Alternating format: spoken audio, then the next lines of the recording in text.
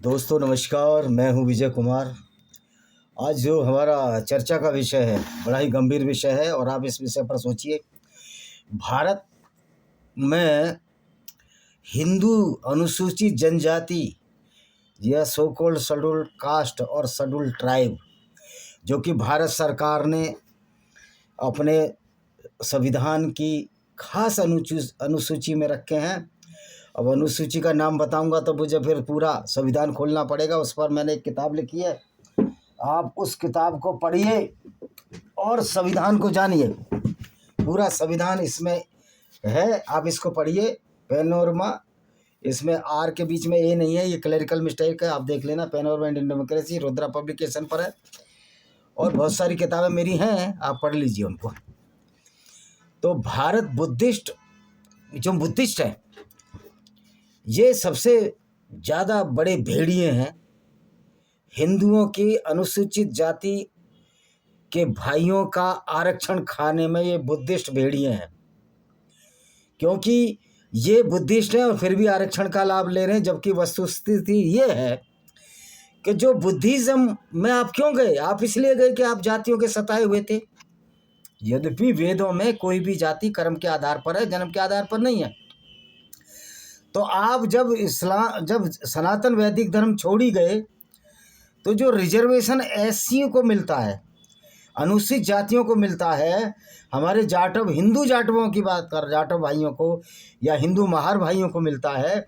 आप तो बुद्धिस्ट बन गए अम्बेडकर जी के साथ। फिर आप खून क्यों चूस रहे हो इन अनुसूचित जातियों का, जो हिंदू जातियां हैं? और आपसे भेड़िया मैं इसलिए कह रहा हूं कि जब आपको आरक्षण लेने की जरूरत होती है तो आप हिंदू दिखा देते हैं उसमें। तुम्हारे कंचों में इतना पानी है, जो रिटायर हो गए उनको भी कहता हूँ और जो काम कर रहे हैं उनको भी कहता हूँ, तुम्हारे कंचों में इतना पानी है कि ये साबित कर दें कि हम बुद्धिस्ट हैं, हमें कोई रिजर्वेशन का लाभ नहीं चाहिए। यानी कि आप बुद्धिस्ट बन के भी अनुसूचित जाति में आपका कोई उद्धार ही नहीं हुआ, फिर आप बुद्धिज्म में क्यों गए थे? यानी कि आपसे बड़ा कोई धूर्त नहीं है। जो भी हिंदू बुद्धिस्ट बन गया, जिसमें खासतौर पर अनुसूचित जनजाति के लोग जिनको कि आरक्षण मिलता है, क्योंकि अगर जनरल कास्ट का अमीर आदमी या सामान्य कास्ट का अमीर आदमी बुद्धिस्ट बनता है तो वो तो वैसे भी आरक्षण नहीं था उसको, ना हिंदुओं में ना बुद्धिज्म में, क्योंकि क्रीमी लेयर है वहाँ। इसी तरह पिछड़ी जाति का हिंदू आदमी अगर बुद्धिस्ट बनता है तो उसको तो कोई आरक्षण का लाभ नहीं मिलेगा अगर वो क्रीमी लेयर का है, क्योंकि क्रीमी लेयर तो है नहीं। क्रीमी लेयर शेड्यूल कास्ट और मैं है, अभी शेड्यूल कास्ट पा रहा हूँ, फिर मैं ट्राइबल पर भी आऊँगा। तो भाई आप आरक्षण क्यों लेते हो? इतने बेशरम क्यों हो? इतने डबल स्टैंडर्ड क्यों हो? इतने धूर्त क्यों हो? क्योंकि बुद्धिज्म में तो पहला ही पार्ट है कि सत्य बोलो, जो बेस है कि उसको सत्य बोलो। तो आप तो सत्य ही नहीं बोल रहे, तो फिर काय के बुद्धिस्ट हो? तो आप बुद्धिज्म के नाम पर वो भेड़िए हो जो अनुसूचित जाति, हिंदू अनुसूचित जाति का आरक्षण खा रहे हो। अब मैं आता हूं, तो ये राक्षसी हैं आप, राक्षसी प्रवृत्ति है, सरकार राक्षसों पर रोक लगाए। अब मैं आ रहा हूं अनुसूचित जनजाति, जिसमें बहुत सारे लोग ईसाई बन गए हैं, आदिवासियों में या जो भी ट्राइबल कम्युनिटी है as per the notification of the Indian government. जब आप ईसाई बन गए हो, आप तो हिंदू धर्म से त्रस्त होकर भी ईसाई बने थे। वैसे भी आदिवासियों के साथ तो कोई छुआछूत हिंदुओं ने किया ही नहीं है। तुम्हारा जो इलाका था तुम्हारी अपनी स्टेट थी। छत्तीसगढ़ में आपके अपने राज्य थे, शक्ति की स्टेट थी, जिसके राजा साहब अभी सुरेंद्र बहादुर सिंह शक्ति, अभी डेथ हो गई है उनकी। वो लोग तो कभी अपने को ऐसा छूत नहीं मानते थे। फिर जो ईसाई बन गए हैं, हर विभाग में है, हम इसमें रिट डालेंगे और सरकार से पूछेंगे अभी, भाई इनको अनुसूचित जाति का लाभ क्यों, जनजाति का लाभ क्यों मिल रहा है? ये तो क्रिश्चियन है, कन्वर्टेड क्रिश्चियन है। उनके नाम देख लीजिए, उनके रीति रिवाज देख लीजिए, वो सनातन वैदिक धर्म को फॉलो ही नहीं करते हैं, तो ये आरक्षण का लाभ क्यों ले रहे हैं?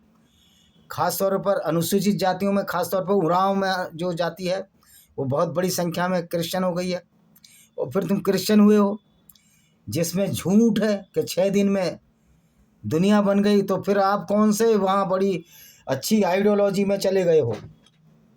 फिर आदिवासियों तो कोई भेदभाव कभी नहीं हुआ, तुम्हारे तो अपने अपने इलाके थे, तुम्हारी मेजोरिटी थी, तुमसे भला कौन भेदभाव कौन कर सकता था? अनुसूचित जातियों से भेदभाव हुआ, ये मानते हैं हम लोग किया कुछ दुष्ट प्रवृत्ति के लोगों ने, जिसमें कोई भी जाति के लोग हो सकते हैं, मूर्ख स्मृति के आधार पर, मनुस्मृति के आधार पर भी भेदभाव की तो उसमें भी नहीं है। हाँ, वहाँ कुछ मूर्खताएं हैं कि ब्रह्मा के मुख से ब्राह्मण पैदा हो गया, ये सब तरफ की मूर्खताएं, कोई अनुसूचित जनजाति मतलब कोई भुजा से पैदा हो गया, ये सब साइंस के हिसाब से बेवकूफ़ी है। इसलिए हम मनुस्मृति को मूर्ख स्मृति कहते हैं, उसको मानने की आवश्यकता ही नहीं है। जो किताब मानव हितों के खिलाफ है, भाई विज्ञान के खिलाफ, उसको मत मानो। तो भाई तुम अनुसूचित जनजाति में आदिवासी हो और ईसाई बन गए तो तुमको भी आरक्षण का लाभ नहीं होना चाहिए। अब पिछड़ी जातियों पाइए, पिछड़ी जातियों में मुसलमानों को आरक्षण मिलता है। भाई तुम्हारा इस्लाम तो किसी जातिवाद को ही नहीं मानता।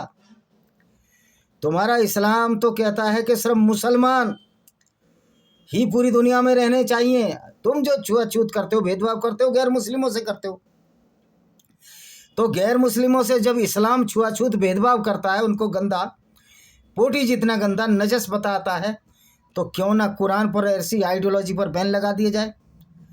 क्यों नहीं एक ऐसा एक्ट बने जो कुरान और इस्लाम को मानने वाले मुसलमान, जो कि हमको गंदा कहते हैं, कुरान की किताब, कुरान की व्याख्या के अनुसार हमको नजस पोटी जितना गंदा कहते हैं, क्यों ना कुरान और मुसलमानों पर ऐसा एक्ट लगना चाहिए कि कुरान तो पूरी दुनिया के गैर मुस्लिमों को भेदभाव करती है, उनको छोटा मानती है, उनको नजस और नीच मानती है। ये कुरान की आयतों से बता रहा हूँ। तो फिर मुसलमानों के खिलाफ कोई एक्ट और कुरान के खिलाफ एक्ट क्यों नहीं बनाया जाए?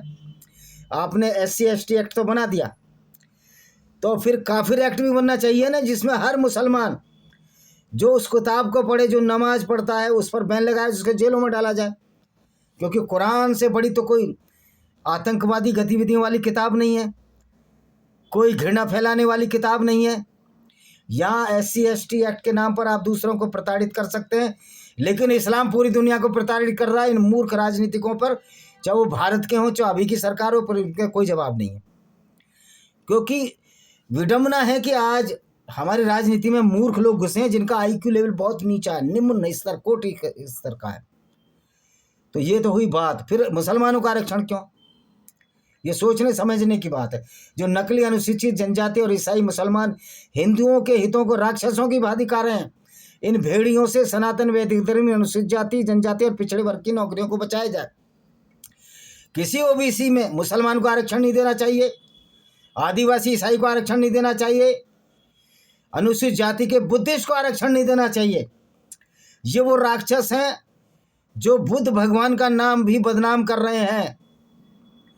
क्योंकि बुद्ध का सिद्धांत क्या, पढ़ो ना, सत्यम वदम, सत्य बोलो।